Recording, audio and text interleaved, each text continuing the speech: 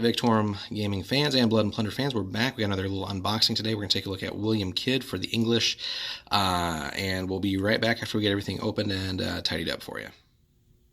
All right, we're back. We got everything out, which again is really just the two things here. So we get a card anytime we get a special character in the game, and then obviously the miniature itself, and pretty much everything for Blood and Plunder is a one-piece mini. So, and of course metal. So as you can see, really cool detail all throughout. They already come based on kind of like that scenic wooden planking. A little bit of flash, obviously stuff to clean up, a couple things to sort of bend back into place, but overall no issues there. We'll see if we can't get bit more of a close-up so you guys can see the detail there. Hopefully there's not too much of a reflection with the camera and the light. But yeah, so William Kidd himself, so really cool. There you can kind of see a painted up version.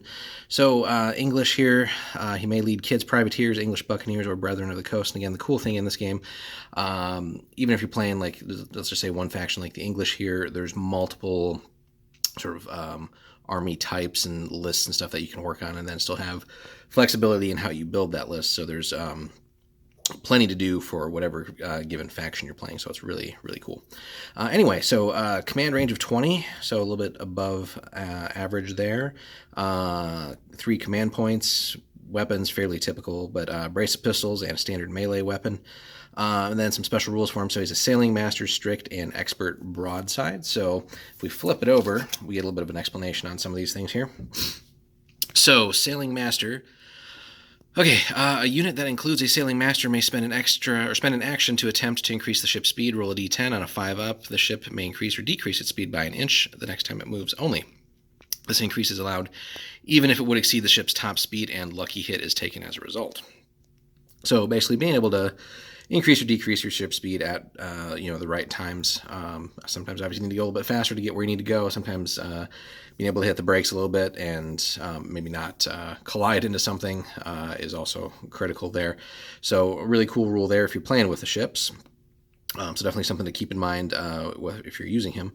Strict commander, units that activate shaken within his command range, which again, if we flip back there, 20 inches, that's a hell of a bubble.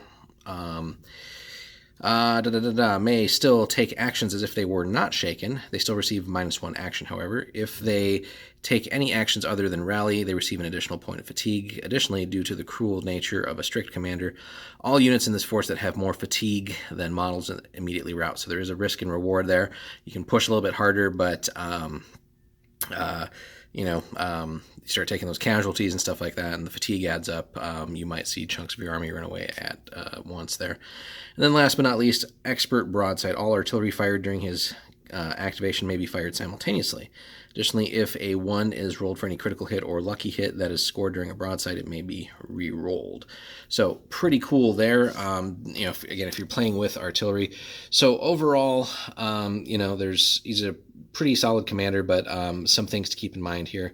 Obviously, the sailing master thing only applies if you're playing with the ships. So if you're just playing like mainly land-based battles and no ships whatsoever, obviously you're missing out on that. The strict commander thing obviously works anytime, but again, there's a risk and reward there. And then the broadside, again, obviously, if you're not using cannons of any kind, whether it's on land or, obviously with the ships, then that might not come into play. So really, a little bit more of a situational character in the sense that you do want to try and take advantage of, everything he brings to the table there and make him worth his points. But end of the day, he's still got, that solid command range, if nothing else, 32 points for him, and those 3 command points, and obviously, okay weapons. That's about normal there. So something to keep in mind, and obviously you got to factor in if you're leading his own personal force there, the Kidd's privateers, which we'll have videos on that stuff down the road, the English buccaneer list or the brethren of the coast list. So again, there's extra things to consider that make him useful for those lists. But overall, pretty cool special character for the English. At some point we'll also do Henry Morgan. But yeah, William Kidd, definitely a nice little pickup. Again, any of these commanders I think are like $6, so not a lot of money to pick up and add a cool special character to your force. Or if you just want a cool looking commander model, you don't obviously have to necessarily field it as William Kidd, but certainly useful if you are playing with the ships and the artillery too. So hope you guys enjoyed this little video, and then stay tuned for more Blood and Plunder content.